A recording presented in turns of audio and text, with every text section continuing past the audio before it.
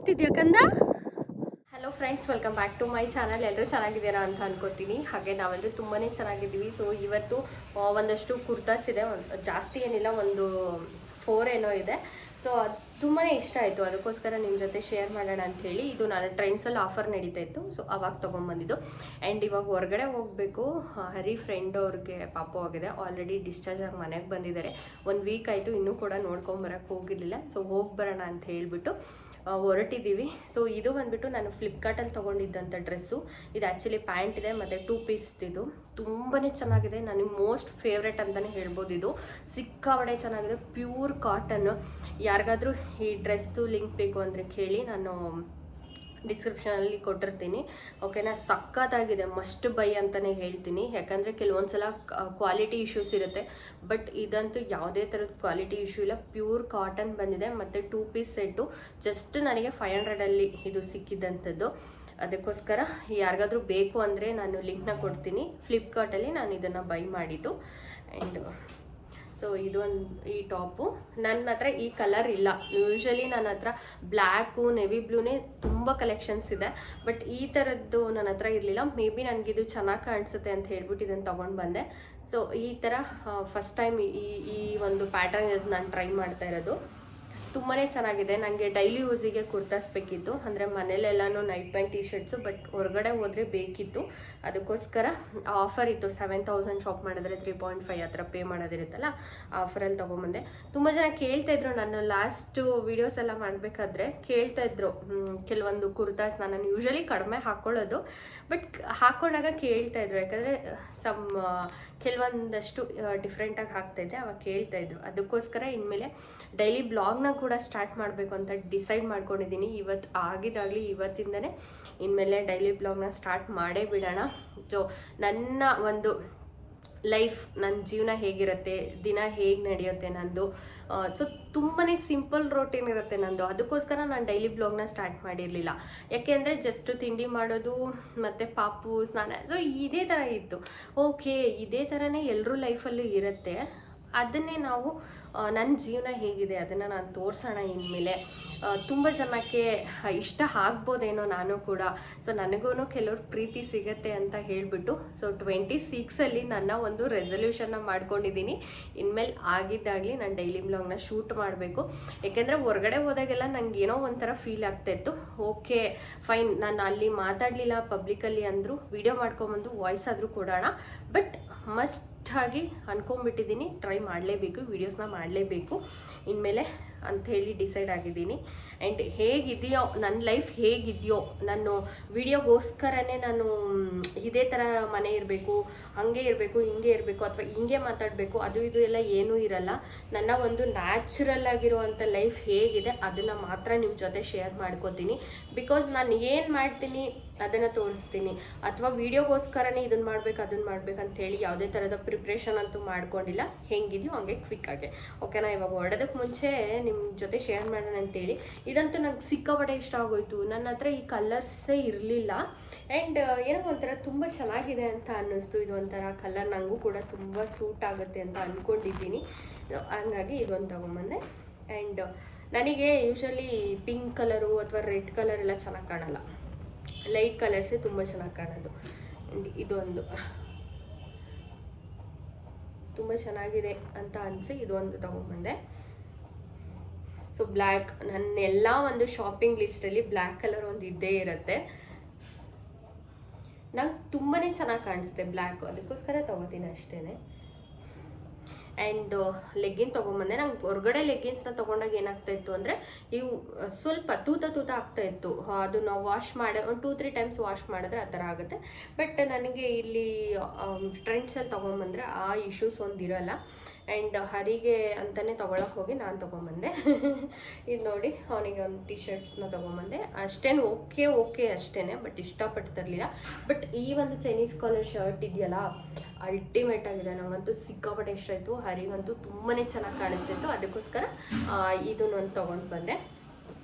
So ಇದು ತುಂಬ lengthy ಆಗಿಬಿಡುತ್ತೆ ವೀಡಿಯೋ, ಅದಕ್ಕೋಸ್ಕರ ನಾನು ಹೊರಗಡೆ ಹೋಗೋದೆಲ್ಲ ಶೂಟ್ ಮಾಡಬೇಕಲ್ಲ, ಹೆಂಡ್ ಮಾಡೋಣ ಅಂತೇಳಿ ನೆಕ್ಸ್ಟು ವೀಡಿಯೋಸ್ ಮಾಡಿದಾಗ ಪಾಪುಗೆ ಏನು ತೊಗೊಂಬಂದಿದ್ದೀನಿ ಅಂಥೇಳಿ ತೋರಿಸ್ತೀನಿ ನಿಮಗೆ. ಪ್ಲೀಸ್ ಎಲ್ಲರೂ ಕೂಡ ನನಗೆ ಸಪೋರ್ಟ್ ಮಾಡಿ. ಇನ್ನು ನನ್ನ ಲೈಫ್ ಹೇಗಿದೆ ಅನ್ನೋದನ್ನು ನಿಮ್ಮ ಜೊತೆ ಶೇರ್ ಮಾಡ್ಕೋತೀನಿ. ಯಾರಿಗಾದರೂ ಇಷ್ಟ ಆಗ್ತೀನೇನೋ ಅನ್ನೋ ಒಂದು ಆಸೆಯಿಂದ ಸ್ಟಾರ್ಟ್ ಮಾಡ್ತಾಯಿದ್ದೀನಿ. ನಿಮ್ಮೆಲ್ಲರ ಸಪೋರ್ಟ್ ಇರಲೇಬೇಕು ನನಗೆ. ಇವಾಗ ಎಲ್ಲಿಗೆ ಹೋಗ್ತೀನಿ, ಏನು ಮಾಡ್ತೀನಿ ಅನ್ನೋದನ್ನು ಶೇರ್ ಮಾಡ್ತೀನಿ. ಬನ್ನಿ ಹೊರಡು. ಹನಿಮಾ ಬೂ ಹೋಗೋಣ. ಎದ್ದೇಳು ಕಂದ, ಪಪ್ಪ ಬರ್ತಾರೆ, ಎದ್ದೇಳು. ಹನಿ ಬೂ ಹೋಗೋಣ, ಎದ್ದೇಳಮ್ಮ. ಬರಲ್ವಾ ನೀನು ಬುರ್ರ? ಎದ್ದೇಳು, ಬುರ್ರ ಹೋಗೋಣ. ಬೂ ಹೋಗೋಣ, ಪಪ್ಪ ಬರ್ತಾರಂತೆ. ಹಾಂ ಹಾಂ ಹೋಗೋಣ. ಪಾಪು ನೋಡಕ್ಕೆ ಹೋಗೋಣ. ಪಾಪು ಇದೆಯಂತೆ ಚಿನ್ನಿ. ಗುಡ್ ಮಾರ್ನಿಂಗ್ ಪಾಪ. ಇನ್ನು ಇವಾಗ ಮಲ್ಕೊಂಡಿದ್ಲು. 1/2 hour ಆಗಿತ್ತು ಮಲ್ಕೊಂಡು. ಗಿಡಪ್ ನೋಡೋಣ. ಬಂದಿದ್ದಾನೆ, ಹೊರಗಿದ್ದಾನೆ. ಕಾರ್ ಬಂದೆ ಅಂತ ಹೇಳ್ದ. ಹುಷಾರು ಕಂದ, ನೀನು ಇಳಿಯೋಕ್ಕಾಗಲ್ಲಮ್ಮ. ನೀನು ಚಪ್ಪಲ್ ಬೇಡವಾ? ಬೇಕಾ? ಹಾಕೋ, ನೀಟಾಗಿ ಇಟ್ಬೇಕು. ಹಾಂ, ವೆರಿ ಗುಡ್.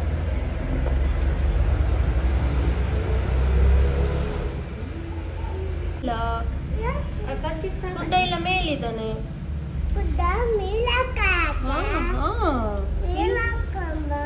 ಮೇಲಿದ್ದಾನೆ ಗುಂಡ. ಚಿನ್ನಿಗೆ ಎಷ್ಟು ಚೆನ್ನಾಗಿದೆ ನೋಡಿ ಚಿನ್ನಿ. ಗಾಳಿ ಚೆನ್ನಾಗಿದೆ ಅಲ್ಲ ಗಾಳಿ.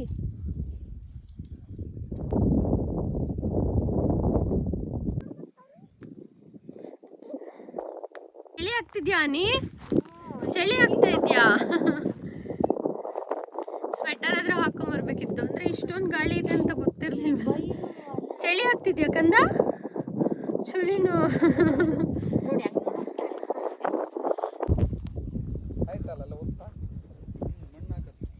ಇಲ್ಲಿ ಹೂವ. ಅದೇನದು? ಜೋಳನ? ಅದು ಮತ್ತೆ ಆ ಕಡೆ ಹೂವ, ಆ ಕಡೆ ಮತ್ತೆ ದಾಳಿಂಬೆ. ಎಷ್ಟೊಂದು ಬೆಳೀತಾ ಇದ್ದೀರಾ ಒಂದೇ ಕಡೆಗೆ. ಅಲ್ಲ, ಆದ್ರೂ ನಿಜ ಹೇಳ್ತೀನಿ, ನಮ್ಗೆ ಈ ತರ ಎಕ್ಸ್ಪೀರಿಯನ್ಸ್ ಸಿಟಿಲಿ ಆಗೋದೇ ಇಲ್ಲ. ಅಷ್ಟು ಒಂಥರ ಇಲ್ಲಿ ಬಂದಿದ ತಕ್ಷಣ ಏನೋ ಒಂಥರ ಖುಷಿ ಆಯಿತು. ನನಗೆ ಆ ಗಾಳಿ ಸೌಂಡನ್ನ ಮ್ಯೂಟ್ ಮಾಡೋಕ್ಕೆ ಇಷ್ಟನೇ ಆಗಲಿಲ್ಲ. ಅಷ್ಟು ಚೆನ್ನಾಗಿತ್ತು. ಒಂಥರ ಈ ಪಕ್ಷಿ ಸೌಂಡು, ಗಾಳಿ ಸೌಂಡನ್ನ ಕೇಳ್ತಾ ಇದ್ದರೆ ಏನೋ ಒಂಥರ ಪೀಸ್ ಮೈಂಡ್ ಅಂತ ಅನಿಸುತ್ತೆ. ಯಾಕೆಂದರೆ ನಾನು ಇಲ್ಲಿ ಬರೀ ಗಾಡಿಗಳ ಸೌಂಡನ್ನೇ ಕೇಳಿ ಸಾಕಾಗ್ಬಿಟ್ಟಿರುತ್ತೆ. ನಮ್ಮದು ಹೊಲ ಇದ್ದರೂ ಕೂಡ ನನಗೆ ಹೋಗೋದಕ್ಕಾಗಲ್ಲ. ಬಿಕಾಸ್ ಬೇಗನೆ ಎದ್ಬಿಟ್ಟು ಅವ್ನ ಕೆಲಸನ ಮುಗಿಸ್ಕೊಂಡು ಬಂದುಬಿಡ್ತಾನೆ, ಮತ್ತು ಶಾಪ್ನ ಓಪನ್ ಮಾಡೋದಕ್ಕೆ ಟೈಮ್ ಆಗುತ್ತೆ ಅಂತೇಳಿ. ಅದರಿಂದ ಹೋಗೋದಕ್ಕೆ ಆಗೋದಿಲ್ಲ. ಈ ಥರ ಯಾವಾಗಾದರೂ ಒಂದು ಟೈಮ್ ಹೋಗಿ ಬಂದರೆ ಖುಷಿ ಅನಿಸುತ್ತೆ. ಪಾಪುನ ನೋಡೋಕ್ಕೆ ಫಸ್ಟೇ ಹೋಗಲಿಲ್ಲ, ಈವ್ನಿಂಗ್ ಆಗುತ್ತೆ ಮತ್ತು ಕತ್ಲಾದರೆ ಹನಿನ ಕರ್ಕೊಂಡು ಹೋಗೋಕ್ಕಾಗಲ್ಲ ಅಂತ ಹೇಳ್ಬಿಟ್ಟು ನಾವು ಬೇಗನೆ ಅವರು ಹೊಲಕ್ಕೆ ಹೋಗಿ ಬಂದ್ವಿ. ತುಂಬ ಚೆನ್ನಾಗಿದೆ, ತುಂಬಾ ವೆರೈಟಿನ ಬೆಳೀತಾರೆ ಅವರು. ಏನನಿ ಇದು? ಏನದು?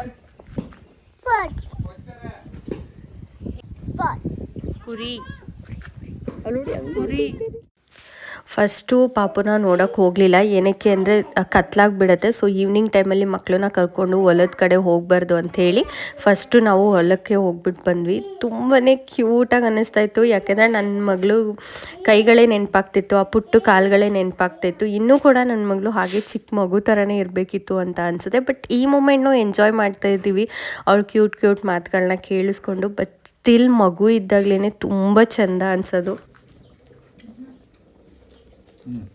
ಹಂಗೆ ಸುಟ್ಬಿಟ್ಟು ಸ್ವಲ್ಪ ನಿಂಬೆ ಹಣ್ಣಿಗೆ ಒಂಚೂರು ಉಪ್ಪು, ಖಾರದ ಪುಡಿ ಅಲ್ಲ, ಖಾರದ ಪುಡಿ ಹಾಕಿ ಹಿಂಗೆ ಉಜ್ಜಿಬಿಟ್ಟು ಕೊಡ್ತಾರಕ್ಕ. 50 ರೂಪಾಯಿ ಒಂದು. ನಾವು ಮಾರೋಣ, ತಗೊಂಡೋಗಲ್ವಾ?